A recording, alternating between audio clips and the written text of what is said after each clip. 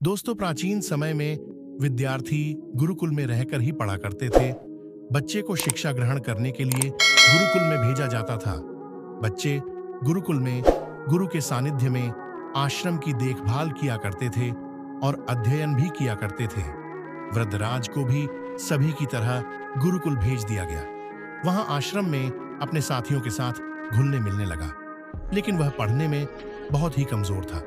गुरुजी की कोई भी बात उसके बहुत कम समझ में आती थी। इस कारण सभी के बीच वह उपहास का कारण बनता है। उसके सारे साथी अगली कक्षा में चले गए, लेकिन वो आगे नहीं बढ़ पाया।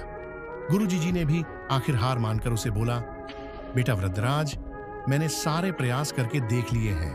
अब यही उचित होगा कि तुम यहाँ अपना समय बर्बाद मत करो। अपने घर चले जाओ और घर वालों की काम में मदद करो। वृद्धराज ने भी सोचा कि शायद विद्या मेरी किस्मत में नहीं है, और भारी मन से गुरुकुल से घर के लिए निकल गया। दोपहर का समय था।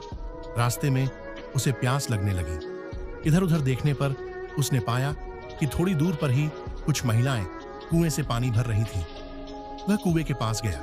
वहां पत्थरों पर रस्सी के आने जाने से निशान बने हुए थे। तो उसने महिलाओं से पूछा, यह निशान आपने कैसे बनाए?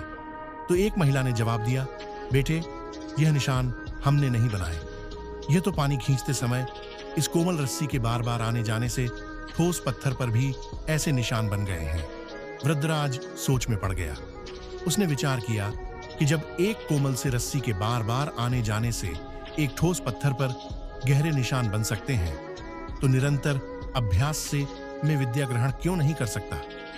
वृद्धराज ढेर सारे उत्साह के साथ वापस गुरुकुल आया और अथक कड़ी मेहनत की। गुरुजी ने भी खुश होकर भरपूर सहयोग किया। कुछ ही सालों बाद यही मंदबुद्धि बालक वृद्धराज आगे चलकर संस्कृत व्याकरण का महान विद्वान बना, जिसने लघु सिद्धांत कौमुदी, मध्य सिद्धांत कौमुदी, सार सिद्धांत कौमुदी, गीर्वाणपद मंजरी की रचना की। दोस्तों, अभ्यास की शक्ति का तो कहना ही क्या है। यह आपके हर सपने को पूरा करेगी। अभ्यास बहुत जरूरी है, चाहे वो खेल में हो या पढ़ाई में या किसी और चीज में।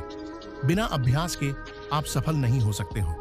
अगर आप बिना अभ्यास के केवल किस्मत के भरोसे बैठे रहोगे, तो आखिर में आपको पछतावे के सिवा और कुछ हाथ नहीं लगेगा।